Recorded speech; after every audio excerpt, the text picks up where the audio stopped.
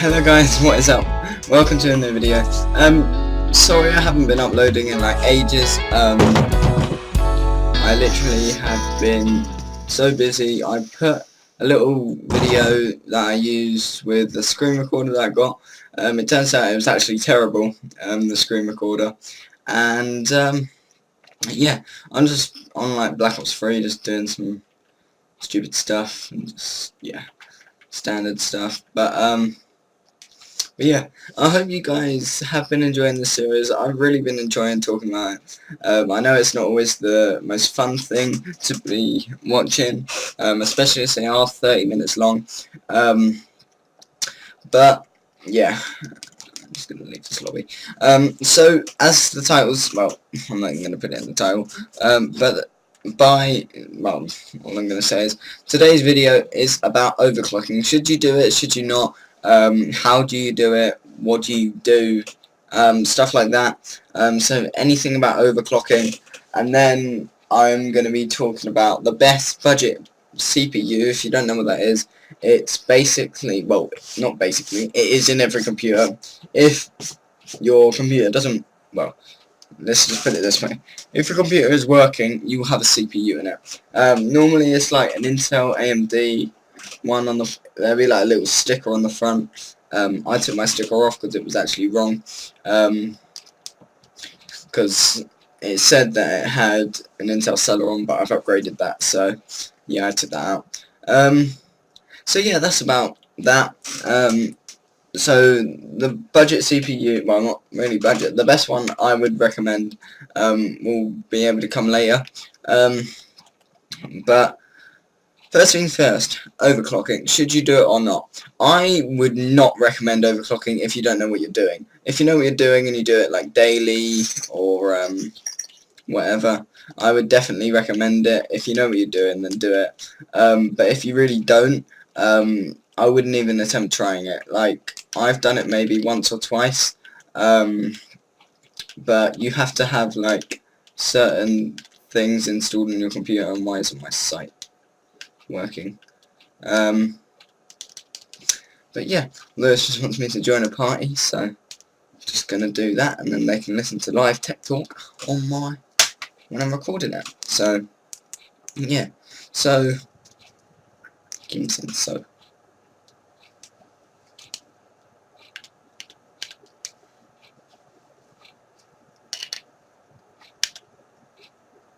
Don't know why, but Black Ops 3 always lags your PlayStation for some reason. But yeah, so should you overclock or not?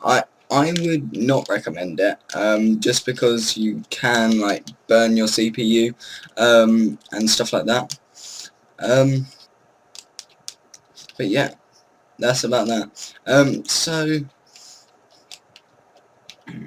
one of the next things that I'm going to talk about is what am I trying to say? How do you overclock? Basically what you do is you have to have an unlocked CPU. You have to have overclocked, no, you have to have an unlocked CPU or motherboard. So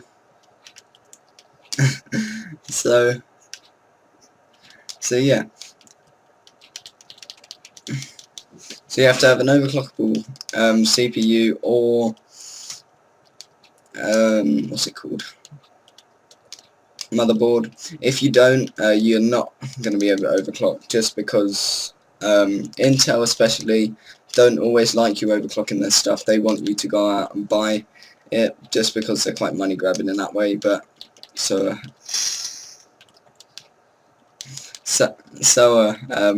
AMD, to be honest, because their stuff you have. I would not recommend you overclocking something from AMD, because their stuff. Right, so yeah, I've just muted everyone so they don't hear it, and but yeah, right, so sorry about that. I just had to mute my mic. Yeah, if you are gonna overclock, make sure you use programs that are actually from like Intel or an overclockable like thing, because if you don't, then you might get some like dodgy thing that can break your computer. And yeah, so going back to AMD, I would not overclock. I would not even recommend any of their stuff, because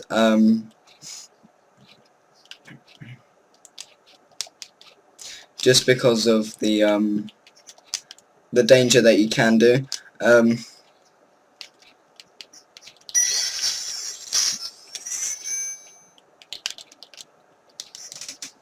Just because it might get a little bit, like, AMD gets so hot. Like, I remember using one of their old CPUs. It was like a triathlon or something. But yeah, it is just so dangerous overclocking AMD stuff, because you really don't want to fry your CPU, and literally they go up to heats of like 80 degrees. Like, I know that's cool for like a GPU, but like if it's like a CPU, you really don't want to be frying one of them, because your computer won't turn on without one. So yeah. So, sorry that like, wait, let me actually take it off so I can actually hear what I'm saying. So yeah, many people don't like AMD. I'm one of them people. I'm more of an Intel guy. Like, I just think all of their stuff is just so much better than AMD, just because of like heat sinks and like everything like that. I hope that one day, Nvidia and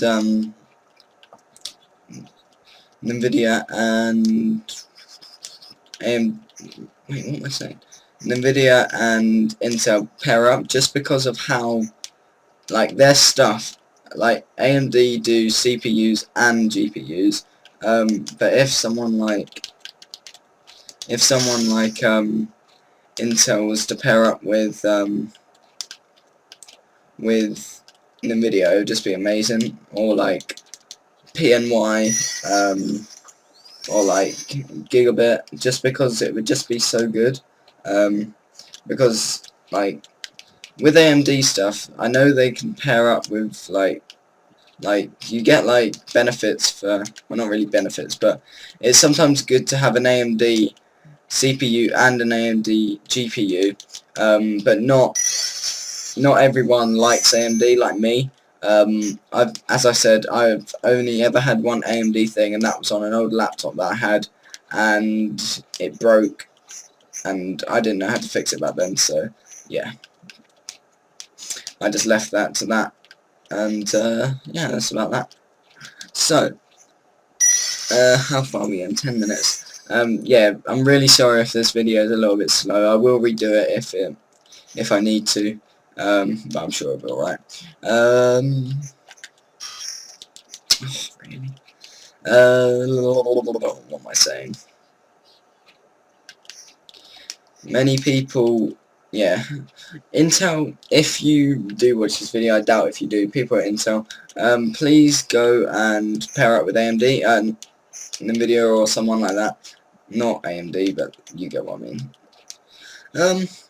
But yeah, thank you for tuning in. I'm really sorry this like really much of a drag, but sorry, I'm just hearing people chatting. You take that off.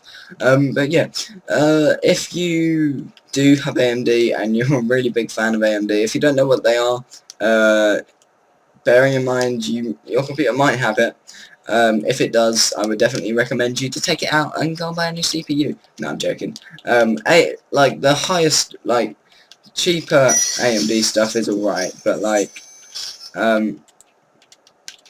the more expensive stuff are better. The cheaper stuff overheats really easily, and yeah, I really wouldn't recommend it, just because of how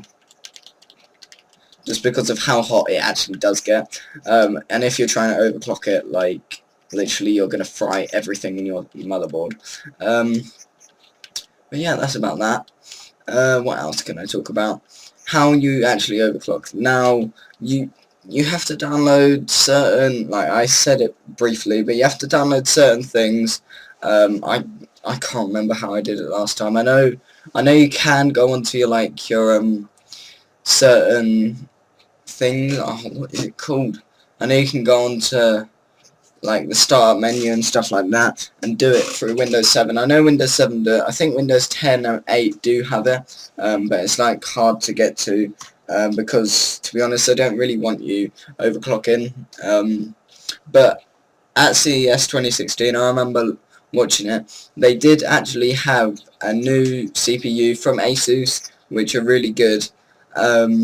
So yeah, which is really good. It's all unlocked. If you have a locked CPU, say like the new 6660K, the Intel i7, that looks amazing. If like, I think that's a locked CPU.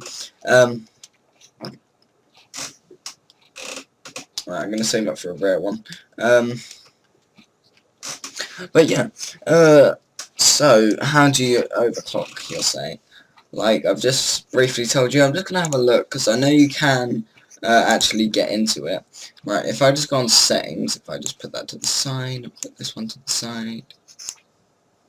No, it doesn't want to go to the side. But yeah, my eyes look really blue, like with the sunlight on them. Right, I think if you go on to, where would it be? System probably, and then you go over to about. I know this CPU is locked, so it might. Right, yeah, that's it. Additional administrative tools. That's where you go on, and it will come up with. Let me just type in the password. Yeah, it will come up with this, and then you can go on to anything. Like it's came up with a list of all my stuff, computer management, clean up disk, everything like that. I'm not gonna touch anything because I've only ever overclocked twice, and that was with one of my dad's friends who knew everything about overclocking and stuff like that. He was like an IT guy, which is something I would want to be when I'm older, but not at the moment, definitely not. Just because of how dangerous overclocking is, I would not recommend it, as I already said, if you don't know what you do. If you do it daily or you are a big tech whiz on that stuff, I would definitely recommend if you do it because you know what to do, and if you can afford to buy a new CPU if it does actually break, I'd definitely recommend that.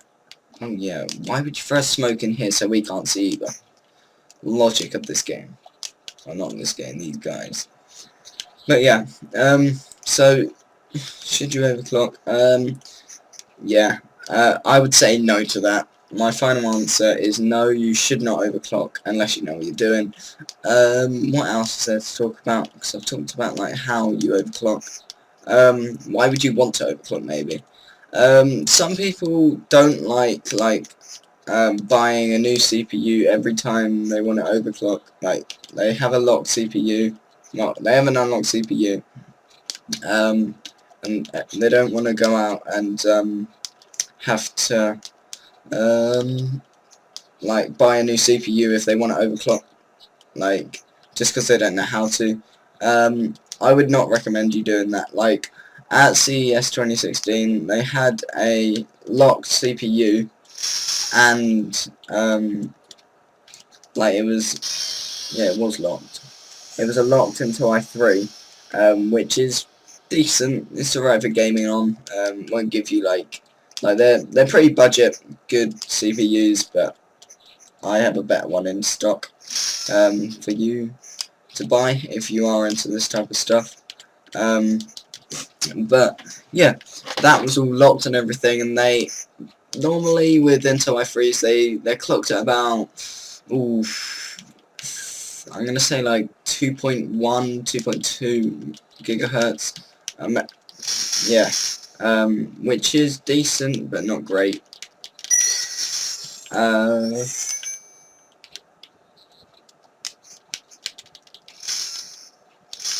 Which is decent, but as I said, it isn't great for doing like it isn't great for gaming. They had one of them clocked at 3 gigahertz, Like, that is insane.